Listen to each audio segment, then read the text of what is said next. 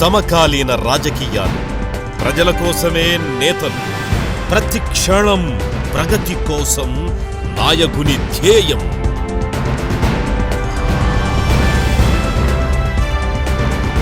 మన పొలిటీషియన్ 26 ఏళ్ల సుదీర్ఘ రాజకీయ అనుభవం, ప్రజాప్రతినిధిగా చూపించే సౌమ్యత ఆయన సొంతం. విద్యార్థి దశ నుంచే నాయకత్వం వైపు అడుగులు వేసిన ఆయన కాలక్రమంలో సాధారణ కార్యకర్తగా కాంగ్రెస్ పార్టీ కండువా భుజాన వేసుకున్నారు. కార్పొరేటర్గా రాణించి ఎమ్మెల్యే స్థాయికి ఎదిగారు. నగర కాంగ్రెస్ అధ్యక్షుడిగా బాధ్యత నిర్వహించి పార్టీలో తన స్థానాన్ని సుస్థిరపరుచుకున్నారు. ప్రస్తుత జాతీయ రాష్ట్ర రాజకీయ పరిస్థితులపై తన అనుభవాలను వీటెలీతో పంచుకున్నారు. ఆయనే మన విశాఖ ఉత్తర నియోజకవర్గం శాసనసభ్యులు శ్రీ తైనాల విజయ్ కుమార్. ఈ వారం మన పొలిటీషియన్లో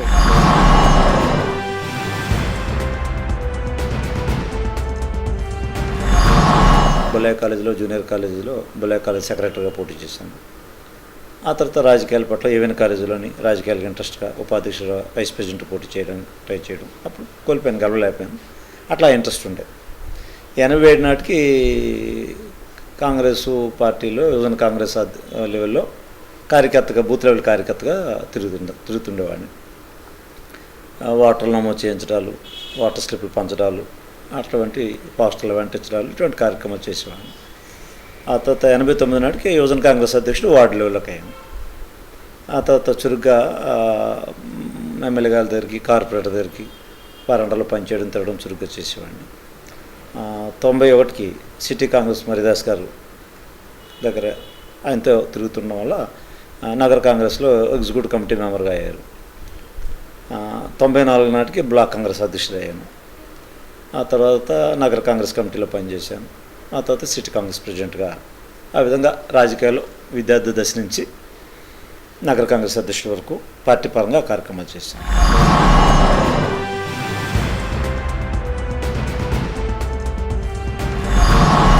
తర్వాత 2000 నాటికి నా కార్పొరేట్ టికెట్ వచ్చింది. కాంగ్రెస్ టికెట్ మీద పోటీ చేసి గెలిచాను. ఆ తర్వాత deputy floor leader, standing committee member, chairperson, కార్పొరేషన్లో వివిధ హోదాల్లో పనిచేశాను.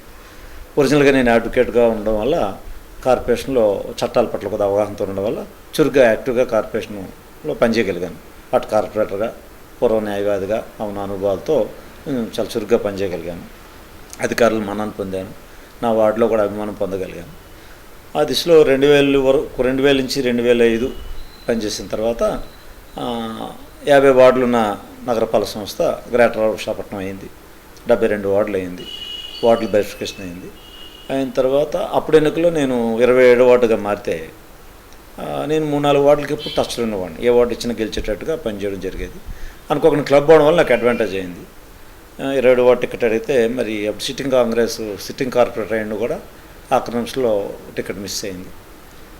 నేను సరే ఉండిపోయి కాంగ్రెస్కి పనిచేద్దాం అనుకున్నాను. కాంగ్రెస్ క్యాండిడేట్ గెలిచే అవకాశాలు తక్కువగా ఉన్నాయి. కంపల్సరీ తెలుగుదేశం గెలిచే అవకాశం కనిపిస్తుంది. తర్వాత మా కేడర్ అంతా బాధపడ్డారు. కేడర్ అంతా నిర్వైపోయి గ్యాప్ వచ్చేటట్టు వచ్చింది. వార్డులో కాంగ్రెస్ పునాదులు పోయేటట్టు కనిపించింది. ఆ దిశలో నేను ఇండిపెండెంట్గా పోటీ చేసి చేయవలసి వచ్చింది. గెలిచిన వెంటనే కూడా నేను మరి పార్టీ ఆలోచన లేదు. నేను పోటీ చేసింది కాంగ్రెస్ కార్యకర్తలు సేవ చేయడానికి, కాంగ్రెస్ పార్టీ ఇక్కడ పునాదులు దెబ్బతినకుండా ఉండడానికి, కాంగ్రెస్ ప్రయోజనాలు కలగడానికి. అక్కడ కాంగ్రెస్ సీట్ పోతుందే, దాన్ని ఏదో రకంగా భర్తీ చేసుకోవాలనే ఉద్దేశంతో టికెట్ ఇవ్వడంలో పొరపాటు జరిగిపోయింది. అక్కడ పనిచేసిన వ్యక్తి రాలేదని కాకపోయినా బలమైన వ్యక్తికి ఇచ్చినా నేను పనిచేసి ఉండేవాడిని. నేను కాంగ్రెస్ అక్కడ అభ్యర్థికి, కార్పొరేట్ టికెట్ ఇచ్చిన అభ్యర్థికి పనిచేసినప్పుడు గెలిచే అవకాశాలు కనపడలేదు. ఆ దిశలో అందరూ కోరిక మేరకు ఈ పొదుపు సంఘాలు కానీ, మా కాంగ్రెస్ కార్యకర్తలు కానీ, పబ్లిక్ అంతా అడగడంతో ఇండిపెండెంట్గా పోటీ చేశాను. అత్యధిక మెజార్టీతో గెలవడం జరిగింది.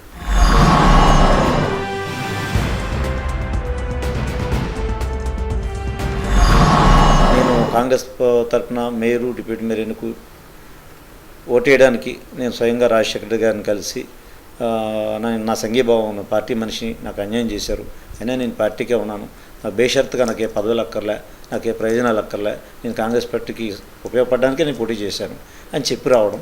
ఆ విధంగా నేను చెప్పినట్టుగా వారు నన్ను ఆహ్వానించడం, నేను మేయర్కి, డిప్యూటీ మేయర్కి పోటీ చేయడానికి సిద్ధపడడం, తర్వాత మిగతా ఇండిపెండెంట్ అందరూ కూడా ఇష్టపడే లైన్లో రావడం, ఈక్వేషన్ మారడం, మిగతా అందరూ కూడా పార్టీ వాళ్ళు తీసుకోవడం. ఆ విధంగా నేను పార్టీకి ఉపయోగపడి మేయర్, డిప్యూటీ మేయర్ ఎన్నికల్లో నేను సహాయపడ్డాను. ఫ్లోర్ లీడర్ కావాలా, ఇతరేం పదవులు కదా అడిగారు. నాకేమొద్దండి, పార్టీకి పనిచేస్తున్నాను. స్వర్గీయ రాజశేఖర రెడ్డి గారు చాలా అభిమానించి పార్టీకి నాకు నా కమిట్మెంట్, పార్టీ పట్ల కమిట్మెంట్కి నాకు నగర కాంగ్రెస్ అధ్యక్ష పదవి ఇచ్చారు 2008లో. 2008 సంవత్సరం అంతా పార్టీ అధ్యక్షుడిగా పనిచేశాను. ఎమ్మెల్యేలని కార్పొరేటర్గా ఇటు పార్టీ అధ్యక్షుడిగా ఆ సంవత్సరం పనిచేశాను. 2009లో ఒక అవకాశం, శాసనసభ్యుడికి అవకాశం రావడం, పోటీ ఇచ్చాడు, గెలవడం జరిగింది. అయితే నేను ఉన్నది దక్షిణ నియోజకవర్గం. అక్కడే నేను 2 సార్లు కార్పొరేటర్ చేసిన తప్ప ఈ ఇన్ని సంవత్సరాలు కూడా పుట్టిన దగ్గర నుంచి నేను అనేక రాజకీయంగా నాకు ఇక్కడ పట్టున్నది కూడా దక్షిణ నియోజకవర్గం అయినప్పుడు కూడా ఉత్తరంలో కూడా నాకు అవకాశం ఇవ్వడం, నేను అక్కడ పోటీ చేసి గెలవడం జరిగింది. అక్కడ గెలవడానికి పనిచేసుకోవడానికి అవకాశం ఏంటంటే, నేను మర్యాదాస్ గారు నగర కాంగ్రెస్ అధ్యక్షులు వారి ఆధ్వర్యంలో పనిచేసినప్పుడు ఆయనకి 94-99 ఎమ్మెల్యే 2లో టికెట్ ఇచ్చారు. ఆయనకు పనిచేశాను అక్కడ. ఆ పని చేయడం వల్ల ఆ నియోజకవర్గం మీద కొద్దిగా అవగాహన ఉంది.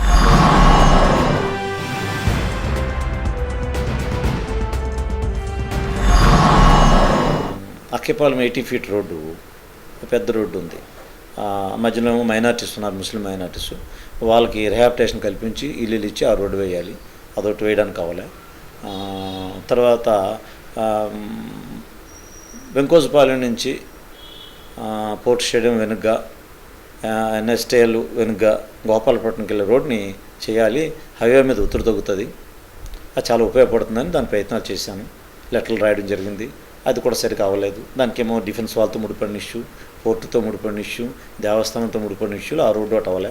తర్వాత 80 ఫీట్ రోడ్ అక్కేపాలెం కలిసే రోడ్లో కూడా మన ముస్లిం మైనార్టీస్కి ఇల్లు ఇచ్చే ప్రక్రియ జరగకపోవడం, అదొక ఇబ్బంది అయింది. ఇటువంటివి చేయలేకపోయాను. కొన్ని లీగల్ డిస్ప్యూట్స్ ఉన్నవి, గవర్నమెంట్తో కొన్ని సమస్యలను సాల్వ్ చేసినా కూడా కేంద్ర ప్రభుత్వంతో కొన్ని ఇష్యూస్ ముడిపడి ఉండిపోయినాయి, రైల్వేతో ముడిపడి ఉండిపోయిన కొన్ని చేయలేకపోయాను. ఆ ప్రయత్నాలు జరుగుతున్నాయి, బట్ పూర్తిగా అనుకున్న టైంలో చేయలేకపోయాను.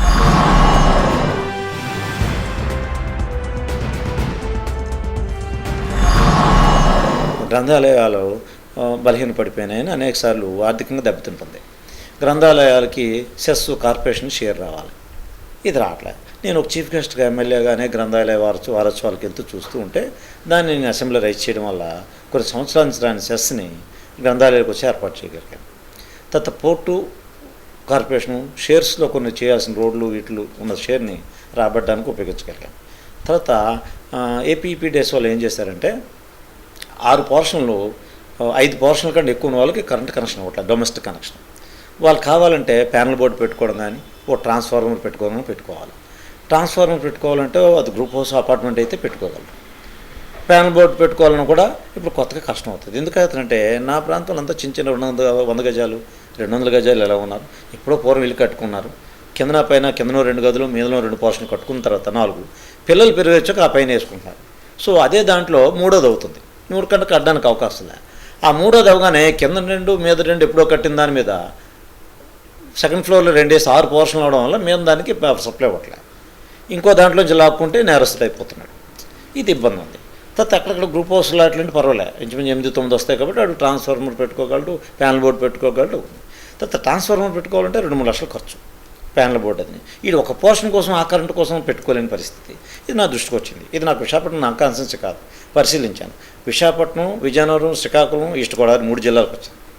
సో ఏమన్నది నా ఇష్యూ వరకు నేను చూసుకుంటే చాలామంది సఫర్ అయిపోతున్నాయి. అన్నీ చిన్న ప్రాంతాలు, ఇరుకు ఇల్లులు, వీళ్ళకి ఎలా చేద్దాం. సరే ట్రాన్స్ఫార్మర్ పెట్టుకున్న గవర్నమెంట్ ట్రాన్స్ఫార్మర్ వేయడానికి ఎవరింటి ముందు వేయనివ్వట్లే. చిన్న రోడ్లు నావి, నా వెహికల్ కూడా వెళ్ళలేని పరిస్థితులు. నేను ట్రాన్స్ఫార్మర్ రోడ్డు మీద వేయలేము, ఇంట్లో వేసుకోవడం పూర్వం కట్టిన స్థలం లేదు. సో ఇది నేను అసెంబ్లీలో రైజ్ చేయగలిగాను. రైజ్ చేసి దాన్ని తెచ్చి ఇది అన్యాయం, ఇది గ్రూప్ హౌస్ కాదు, అపార్ట్మెంట్ కాదు, దీన్ని చేయాలని చెప్పి రైజ్ చేస్తే సీఎం గారు స్పందించి దానికి ఆర్డర్ వేశారు. 6 కూడా 6 వరకు కనెక్షన్ అందరికి ఇచ్చేయండి, డొమెస్టిక్ కనెక్షన్లు అని ఇచ్చారు. దానికి వెంటనే సీఎండీ గారు నా తర్వాత ఫోన్ చేసి చాలా సంతోషం విజయ్ కుమార్ గారు, మీరు చేసింది మీ నియోజకవర్గం కాదు, ఇప్పుడు 4 జిల్లాల వాళ్ళకి కనెక్షన్లు ఇస్తున్నాం అన్నారు. చాలా సంతోషం వచ్చింది. అయ్యో ఇంతమంది పబ్లిక్కి నా కాన్స్టిట్యూన్సీ ప్రాబ్లం ద్వారా ఇంతమందికి ఉపయోగపడే విధంగా నాకు అసెంబ్లీ ఉపయోగపడింది. ఎంతోమందికి ఆ కనెక్షన్ తీసుకోవడం ఖర్చు దొంగచాటు తీసుకోవాల్సి వస్తుంది, ఆఫీసులకు డబ్బులు ఖర్చు పెట్టాల్సిన అవసరం వచ్చింది. తర్వాత ఎప్పుడైనా పట్టుబడితే నేరస్తులు అయిపోతున్నారు. ఆ విధంగా మేలు చేసే అవకాశం కలిగింది. అట్లాగా అనేక సందర్భాలు ఉన్నాయి. రికార్డు చూడాలి ఉన్నాయంటే ఎప్పుడు ఏ అసెంబ్లీ సమావేశాలు నేను వృధాగా పోనిలే.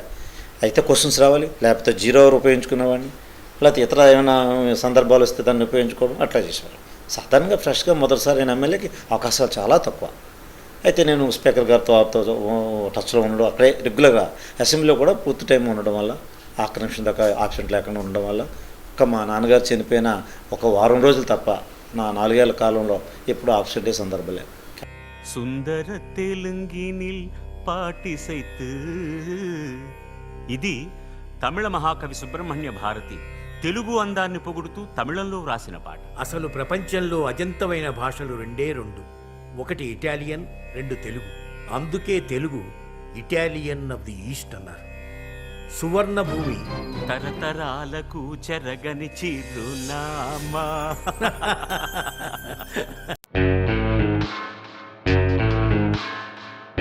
మీ శరీరంలో ఏ భాగమైనా 6 ఇంచుల వరకు తగ్గించుకోండి కేవలం గంట వ్యవధిలో. World's first ISO 9001-2008 certified company colours. No medicine, no surgery, no exercise. చుండ్రు, జుట్టు రాలడం, మొటిమలు, మచ్చలు, అన్ని రకముల స్కిన్ మరియు హెయిర్ సమస్యలకు ఇంటర్నేషనల్ ట్రీట్మెంట్ ద్వారా కేవలం 60 నిమిషాలలో పరిష్కారం లభించును. వివాహాది శుభకార్యాలకు, పార్టీలకు స్పెషల్ బ్రైడల్ మరియు మేకప్ ప్యాకేజీలు కలవు. స్త్రీ పురుషులకు రెగ్యులర్ స్పా మరియు సెలూన్ సర్వీస్ కలదు. 60 నిమిషాలలో స్ట్రెచ్ మార్క్స్ తగ్గించుకోండి. Colours health care India private limited, opposite Vemana Mandiram, Asilmetta, Visakhapatnam. Phone numbers 9246942222, 9963113221. Status exclusive men's wear showroom. మా వద్ద ఇంపోర్టెడ్ జీన్స్, ప్రఖ్యాత బ్రాండ్స్ ట్విల్స్, స్పైకర్, బటర్ఫ్లై లామిన్, ఇంటిగ్రిటీ మొదలగు branded jeans and shirts, design shirts and blazers, T shirts, fancy T shirts, all casual brands, మగవారికి మరింత అందాన్నిచ్చే all accessories, all brands of inner garments లభించును. విచ్చేయండి status exclusive men's wear showroom, opposite JVS school, Daba gardens, Visakhapatnam. Phone 0891-6633-567. విశాఖలో అద్భుతమైన రుచులకు వేదికగా నిలిచిన స్వగ్రామ ఫుడ్ కోర్ట్ వారి ఇండియన్, చైనీస్, తందూరి ఫుడ్ వెరైటీలు, sweets, bakery items, evening eats తో పాటు అన్ని రకాల స్వచ్ఛమైన టిఫిన్స్ మరియు ప్రత్యేకంగా తయారు చేసిన ఆంధ్ర వంటకాల రుచులు ఆస్వాదించండి. ఫ్యామిలీతో తప్పక విచ్చేయండి. Swagrama food court, opposite PM Palem cricket stadium, NH5, Madhurawada.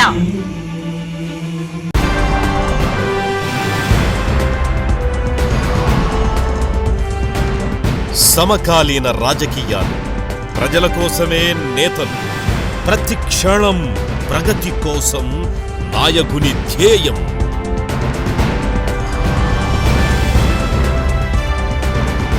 మన పొలిటీషియన్.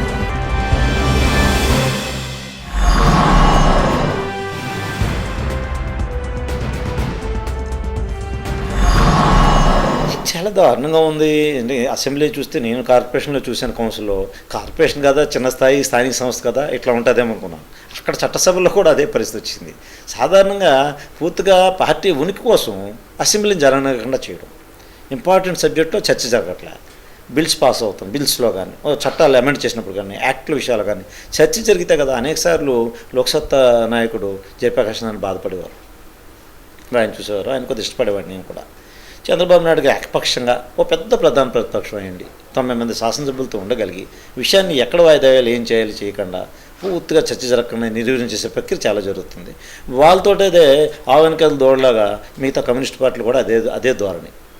ఇవన్నీ కూడా ఒక రకంగా తయారైపోయినాయి. కేవలం ఏంటంటే మేము అడ్డీసాం, సభ జరగడం లేదు, వాయిదా అవ్వడం లేదు, అదొక్కటే పెట్టుకున్నారు. కానీ జనంకి ఎంత దూరం అయిపోతున్నాం, ఇంపార్టెంట్ యాక్ట్ చట్టాల్లో మా భాగస్వామ్యం ఏంటి, మేము ఏం చేసాం. ఇవాళ కాంగ్రెస్ చట్టం అమలు ఇంట్రడ్యూస్ చేస్తే తప్పులు అంచాల్సిన బాధ్యత ప్రతిపక్షానికి ఉంది.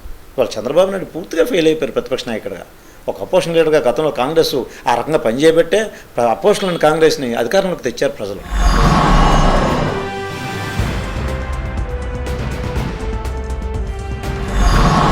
యాక్చువల్గా సమైక్యాంధ్ర అందరూ సమైక్యవాద ఉన్న వాళ్ళమే, ఇందులో ఏం తేడాలే.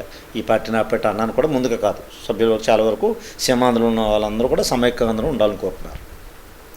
డిసెంబర్ 9 నాటి వేళ అనౌన్స్మెంట్ చూసి అందరం కొద్దిగా అవాక్కయ్యాం.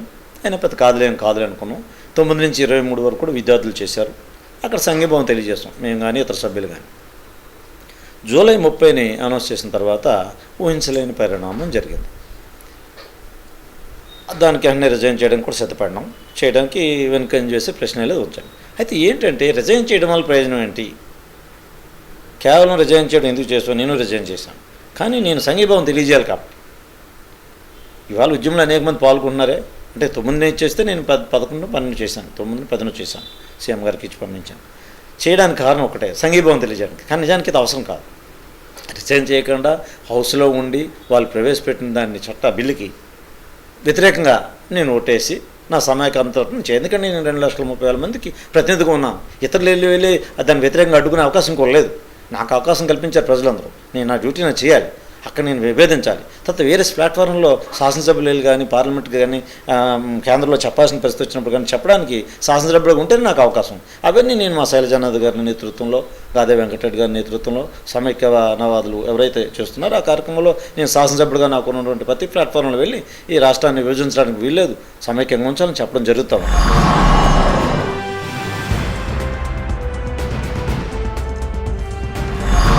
ఇవాళ కేంద్ర మంత్రులు ఉండి దీన్ని సరిగా చర్య తీసుకోలేకపోయారు, అడ్డలేకపోయారనే అభిప్రాయం ప్రజలు వచ్చేసింది. కాకపోతే వాళ్ళు కూడా మొట్టమొదటి వారు చెప్పేది మనం కేంద్ర మంత్రులు చెప్పుకొచ్చారు విభజించొద్దనేసి, ఎంపీలు చెప్పారు. కానీ నిర్ణయం ఏమైంది? తెలంగాణ వాళ్ళు తీసుకున్న నిర్ణయాన్ని హైకమాండ్ పరిగణలో తీసేసుకుంది. అది అయిపోయిన తర్వాత వీళ్ళు గట్టిగా అపోజ్ చేస్తున్నారు. ఇప్పుడు కూడా మరి పార్లమెంట్ స్థాయిలో అపోజ్ చేయాలంటే మరి వాళ్ళు కూడా సభ్యులుగా ఉండాల్సిన అవసరం ఉంది. మనం సడన్గా యాజిటేషన్ చేసే వాళ్ళు అందరూ రిజైన్ చేస్తే అయిపోద్ది అన్నారు. రిజైన్ చేసిన తర్వాత పిలిచే వాళ్ళు ఎవరు ఉంటారు, మేము మాట వినే వాళ్ళు ఉంటారు. కానీ అక్కడ ఈ బాధ్యత నిర్వర్తించాల్సిన దగ్గర ఆ అధికారం ప్రజలు ఇచ్చిన దాని దగ్గర మనం ఉపయోగించుకోకుండా విడిచిపెట్టేస్తే తెలంగాణకు మేలు చేసిన వాళ్ళు అవుతాం. ఆ దిశలో చేయడం పొరపాటు. అలాగని ఈరోజు ఉన్నటువంటి ఉద్యమానికి మరికి వాళ్ళు ప్రజలు ఆక్షిస్తారు, అయ్యి అంత నష్టం జరిగిపోయిందే, ఈ ప్రజాప్రతినిధులు ఉన్న వాళ్ళు వీళ్ళంతా చేయాలి, వీళ్ళు చేయకపోవడం అయిపోయిందని అభిప్రాయం ఉంటుంది. కొద్దిమందికే తెలుస్తుంది విషయం. కానీ మిగతా అందరూ ఏంటంటే అన్యాయం మీద బాధపడుతున్నారు కాబట్టి నిందేసే ప్రక్రియ జరుగుతుంది. అవన్నీ ఉంటాయి, అవన్నీ భరించాలి. భరిస్తూ చేయాల్సిన బాధ్యతలు నిర్వర్తిస్తూ ఈ విభజన అడ్డుకోవాలి.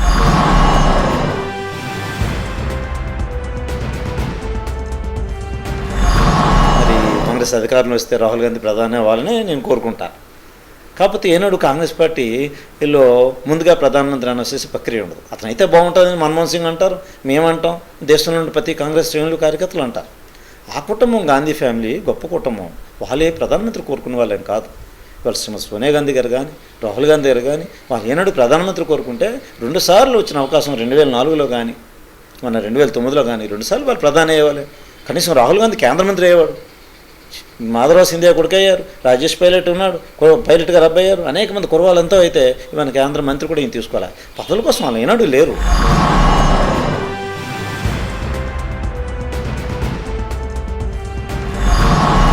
బీజేపీకి ఇంకెవరు లేరు నాయకులు. ఇప్పుడు వాజ్పేయి గారి తర్వాత బీజేపీ పార్టీ ఆల్మోస్ట్ వాళ్ళు లేదని వచ్చింది. అధ్వానంగా కష్టపడి తిరిగి దేశం అంతా తిరిగి పర్యటించేసి పార్టీ పరిస్థితి ఇచ్చడం కూడా అయిపోయింది. వాళ్ళు మోడీ గారిని పెట్టి చూపిస్తున్నారు. ఏమంటే గుజరాత్లో అభివృద్ధి, ఒక రాష్ట్రం అభివృద్ధి అక్కడ ఉండే వనరులు, నైసర్గిక పరిస్థితులు, ఇతర అన్నీ ఉంటాయి. దేశానికి అది కాదు. ఇవాళ బీజేపీ ఏంటంటే కాంగ్రెస్ పార్టీ దీనివల్ల ప్రజలు దూరం అయిపోతుంది, 10 ఏళ్ళ సుదీర్ఘకాలం అధికారం ఉంది, నష్టమైపోతుంది కాబట్టి మాకు అధికారం వచ్చేస్తుంది ఊహించుకొని మోడీ ప్రధాని అంటే మోడీ ప్రధాని ఊహించుకోవడం అంటే నాకైతే ఎగిరే పెట్టుకు మసాలా నూరడమే అనిపిస్తుంది.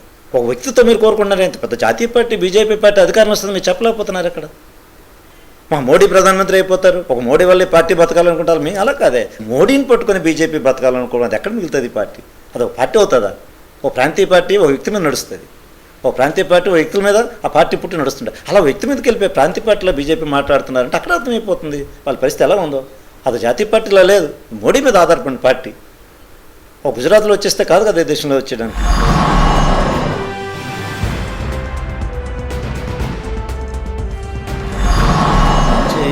పొటెన్షియాలిటీ ఉన్న విశాఖపట్నం చాలా బాగుంటుంది. శాటిలైట్ టౌన్స్ ఎప్పుడైతే దీనికి వచ్చాయో అప్పుడు స్వర్గీయ ఎన్టీ రామారావు టైంలో సాగర్ నగర్ శాటిలైట్ టౌన్ వచ్చింది. అది రావడం వల్ల విశాఖపట్నం కొంత అలా పెరిగింది, మొదటివాడ వాళ్ళపై అభివృద్ధి జరగలిగింది. అదేవిధంగా ఇవాళ ఇటు అనకాపల్లిని అటు విజయనగరంని విశాఖపట్నం శాటిలైట్ టౌన్లుగా డెవలప్ చేసి మోనోలో ఇచ్చి ఈ పెరిగిన నగరపాలక సంస్థలుగా భీమిలి అనకాపల్లి కలిపేంత పరిస్థితి వచ్చింది. కాబట్టి విజయనగరం అనకాపల్లి శాటిలైట్ టౌన్ చేసినట్టు అభివృద్ధి చేస్తే, ఓ ప్లాన్డ్గా చేస్తే, ఓ చండీగఢ్ లాగా ప్లాన్డ్గా నగరాన్ని ప్లాన్ చేసుకొస్తే మంచి అనేది అన్ని వనరులు ఉన్నాయి. ఇరు నౌకాయానాలు ఉన్నాయి, సముద్ర రవాణా ఉంది, హైవే రవాణా ఉంది, రైల్వే రవాణా ఉంది, విమాన రవాణా ఉంది, అన్ని సదుపాయాలు ఇక్కడ ఉన్నాయి. ఒక ఇంటర్నేషనల్ ఎయిర్పోర్ట్ తీసుకొచ్చి ఇతర సదుపాయాలు చేస్తే ఐటీ పరంగా కానీ, టూరిజం పరంగా కానీ, ఇండస్ట్రియల్గా ఎలాగా ఎస్టాబ్లిష్ అయ్యింది మంది. ఆ దిశలో అన్ని రంగాల్లో అభివృద్ధి చెందుతుంది. నాకైతే ముంబై నగరం తర్వాత దక్షిణ భారతదేశం విశాఖపట్నం అంత పెద్ద నగరం అవుతుంది, ఒక ఆర్థిక నగరం అవుతుంది, ఒక కమర్షియల్ సిటీ అవుతుందని నాకైతే ఆశ ఉంది. విశాఖపట్నానికి పొల్యూషన్ సిటీగా పేరు వచ్చేస్తుంది కాబట్టి దాన్ని అరికట్టే ప్రక్రియ చేయాలి. ఫిషింగ్ హార్బర్ ఎక్కడి నుంచి షిఫ్ట్ చేసి భీములకోట పెట్టాలి. ఇంటర్నేషనల్ ఎయిర్పోర్ట్ ఒకటి తీసుకురావాలి. నగరం పెరగడానికి 2 పక్కల సముద్రం వచ్చేసింది. ఉత్తరాన్ని కొండలు వచ్చేయడం వల్ల ఉత్తరం వైపు పెరగట్లే. అందుకే నేను నరసింహనగర్ టన్నల్ చేయమనిసి రాజశేఖర టైం నుంచి అడుగుతున్నాను. నరసింహనగర్లో టన్నల్ చేసి 2 రోడ్లు ఉత్తరాన్ని ఓపెన్ చేస్తే అట్లాగా ఆనందపురం వరకు నగరం బాగా పెరుగుతుంది. అటు సింహాచలం కానీ, అటు మురసల్లో నుంచి ఆర్లో కానీ, ఆదర్శ్ నగర్ కానీ, అలా సొంటాం కానీ, అటు నుంచి ఆనందపురం వరకు నగరం బాగా విస్తరించడానికి అవకాశం ఉంది. అక్కడ గవర్నమెంట్ ల్యాండ్స్ ఉండడం వల్ల స్కీమ్ హౌస్, గవర్నమెంట్ హౌసెస్ కట్టడానికి కానీ, ప్రభుత్వ ఆఫీసులు కట్టడానికి కానీ ఇప్పుడు జనం ఇటు మైగ్రేట్ అవుతారు. ఇక్కడ చూస్తే గజం 60,000 ఉంది, అక్కడ చూస్తే 10,000 ఉంది. ఈజీగా 1 కిలోమీటర్ డిస్టెన్స్. అన్యాయం కదా, అందరూ కొనుక్కొని వెళ్ళడానికి బాగుంటుంది. చిన్న చిన్న వాళ్ళు కూడా ఇల్లు కొనుక్కోగలరు, నగరం అటు విస్తరిస్తుంది, అటు సింహాచలం పెందుతుంది, అదంతా నగరంగా ఉత్తరం వైపు అభివృద్ధి చెందుతుంది. ఆ దిశలో అక్కడ టన్నులు కట్టాలని నా ఉద్దేశం. రవాణా మార్గాలు తగ్గించేస్తే వాడకం తక్కువ అవుతుంది కదా, జర్నీ తక్కువ అవుతుంది కదా. జర్నీ తక్కువ అవడం వల్ల వెహికల్స్ వాడే వాడకం తక్కువ అవుతుంది, ఆ కన్సూమర్ ఖర్చు తగ్గుతుంది, పొల్యూషన్ తగ్గుతుంది. ఏంటి మార్గాలు జర్నీ ఇప్పుడు ఈ టన్నల్ వేయడం వల్ల పెందుతుకి వెళ్ళాల్సిన ఇలా గోపాలపురం నుంచి తిరిగి వెళ్ళడం, లేదా ఇలా ఇంకోచపాల నుంచి ముడసల్లో నుంచి తిరిగి వెళ్ళడం, అది తగ్గుతుంది. రెండోది, గోపాలపట్నం నుంచి కూర్మంపాలెం వెళ్ళాలంటే ఎన్ఐడికి వచ్చి, గాజువాకి వచ్చి కూర్మంపాలెం వెళ్ళాల్సి వస్తుంది. గోపాలపట్నం నుంచి డైరెక్ట్ కూర్మంపాలెం జంక్షన్కి, స్టీల్ ప్లాంట్ జంక్షన్కి ఎందుకు రోడ్ వేయకూడదు? అది ఎంత డిస్టెన్స్ కవర్ అవుతుంది? సో ఇట్లా కొన్ని మార్గాలు వెతకాలి వడా అన్నాను. ఇలాగా రవాణాన్ని అభివృద్ధి చేసి చుట్టుపక్కల ఎక్కడైతే ఇప్పుడు లంగ్ స్పేస్ తక్కువైపోయింది సిటీలో. నేను కార్పొరేటర్గా పనిచేసినప్పుడు ఈ సెంట్రల్ జైలు స్థలాన్ని తర్వాత ఎమ్మెల్యే అవ్వడం వల్ల నా నియోజకవర్గం రాలే. కానీ నేను ఊరుకోలే. రాజశేఖర్ గారు, అయ్యా ఈ జైలు పాత జైలు స్థలం మీరు కట్టడాలకు ఇచ్చేస్తున్నట్టు వచ్చింది, ఇవ్వడానికి వీల్లేదు. నేను అక్కడ ఎమ్మెల్యేని కాదు, పక్కకు వచ్చాను ఎమ్మెల్యేగా. కానీ అక్కడ నేను అనేక సంవత్సరాలు కార్పొరేటర్ చేశాను. నేను ఉండేది అక్కడ, అది లంగ్ స్పేస్, దాన్ని పార్కింగ్ చేయాలని గట్టిగా పట్టుకోవడం జరిగింది. దాన్ని పార్క్ చేయడంలో నేను కాగితాలు పెట్టడం, కార్పొరేటర్ నుంచి దాన్ని పోరాడడం జరిగింది. సో అటువంటి లంగ్ స్పేస్ సిటీలో అవసరం. పార్కులు మంచివి లేవు, పెద్ద స్టేడియంలు లేవు, ఇవన్నీ డెవలప్ చేయాలి. ముఖ్యంగా మాస్టర్ ప్లాన్ చక్కగా అమలు చేయాలి. 40 అడుగుల రోడ్లు ఎక్కడ రాజీ పడకుండా ఫుట్పాత్లు కానీ సర్వీస్ రోడ్లు కానీ చేసుకుని వెళ్ళాల్సి ఉంది. ఇవాళ బీఆర్టీసీ రోడ్లో సర్వీస్ రోడ్లు లేవు. గోపాలపట్నం నుంచి కంచరపాలెం బీఆర్టీసీ రోడ్ నేను మన మీటింగ్లో చెప్పాను. బీఆర్టీసీ రోడ్ పూర్తిగా స్టార్ట్ అయితే అది ఫెయిల్ అవుతుంది, జనం ఇబ్బంది పడతారు. బీఆర్టీసీ మధ్యలో బస్సులు వెళ్ళడానికి ఇంకోటి వెళ్ళడానికి లేదన్నారు. ఆ పక్కన 2 రోడ్లు ఇచ్చారు. ఆ 2 రోడ్లు ఆటోలు, కార్లు, స్కూటర్లు, కార్లు తిరగాలి. మరి షాప్కి వచ్చిన బండి ఎక్కడ ఆపుతాడు? నడిచేళ్ళ వాళ్ళు బళ్ళు, తోపుడు బళ్ళు ఇటు వెళ్తారు. ఏ సర్వీస్ రోడ్లు ఒక ప్లాన్ లేకుండా జరుగుతుంది సిటీ అనే నాకు ఇవన్నీ చేసుకు వెళ్తే ఒక ప్లాన్గా అనేక రకాల అవగాహన తీసుకొని కన్సల్టెంట్స్తో కూర్చొని డిస్కస్ చేసి ప్లాన్గా తీసుకెళ్తే విశాఖపట్నం మంచి అభివృద్ధి చెందుతుంది.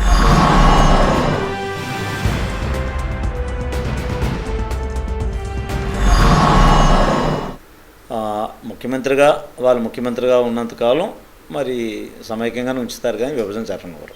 నాకు నమ్మకం ఉంది. ఆయన సైన్యంలో నేను ఒక బాగా మనిషిని, ఎమ్మెల్యేలు కానీ మీ అందరం కూడా ఆయనతో అదే మాట మీద ఉన్నాం. మా ముఖ్యమంత్రి గారు ఆఖరి నిమిషం వరకు కూడా దాన్ని అడ్డగలరు, అడ్డడానికి అన్ని రకాల ప్రయత్నాలు చేస్తున్నారు. పదవి ముఖ్యం కాదనే స్థాయికి వచ్చేసారు. అందరూ ముఖ్యమంత్రి కోసం పార్టీలు పెట్టి ముఖ్యమంత్రి అవదామని ప్రయత్నాలు చేసి ముఖ్యమంత్రి కోసం కుట్రలు చేసి దించేద్దాం చేసి ఆ ప్రయత్నాలు ఉన్న వాళ్ళందరూ ఉంటే ఆ ముఖ్యమంత్రి పదవి పోయినా పర్వాలేదు, కానీ ఈ రాష్ట్రం సమైక్యంగా ఉండాలని కోరుకున్న నాయకుడు ఉండడం, ఆయనతో పనిచేయడం ఒక అదృష్టంగా భావిస్తాను.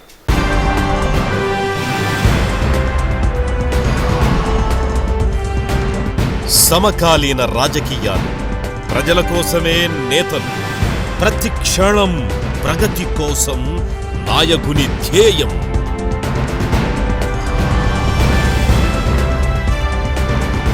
మన పొలిటీషియన్